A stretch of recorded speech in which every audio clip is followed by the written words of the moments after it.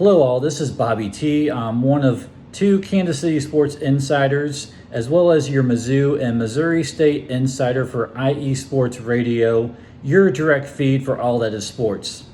Now, I just want to give a quick update on some Royals transactions over the last week, given that the trade deadline does expire later today. But before I get to that, the Royals are actually one game under 500 at the moment after they just took 2 out of 3 from the Atlanta Braves yesterday in their series.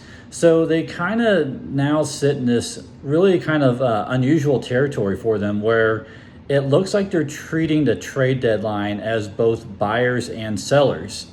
And so as you'll see with the transactions I'll share in a moment, it's really hard to tell if they're really truly giving up on the year or if they're even truly trying to compete for this year at least. So starting with last weekend, the Royals added Randal Grichuk from the Arizona Diamondbacks.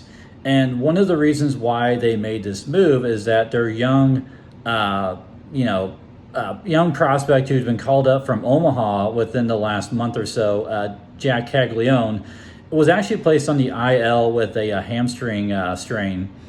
So they really wanted to add some veteran presence with Randal Grichuk being added to the roster. He's actually a player that the Royals were looking at prior to the season and just weren't able to make a deal. But now they were able to, with Arizona basically out of the race in the National League West, and the Royals just need some help in the outfield area.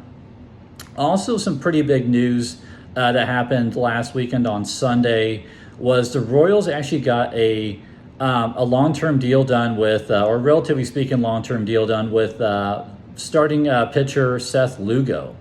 So Lugo actually had a player option for next year. So the Royals were kind of somewhat treating him as a free agent because they didn't know if Lugo was wanting to come back to the Royals or not. But he opted not only to come back, but he also wanted to sign somewhat of a long-term deal, another 2 years beyond the 2026 season. And the Royals really needed the depth of starting pitching, considering that basically their all-star starting pitcher, Kris Bubic, is going to be out for the season now with a rotator cuff strain. And also Cole Reagan's, his timeline to come back from his injury is unknown.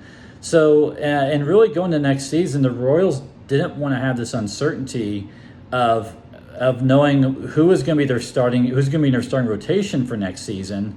So adding Lugo back and making sure that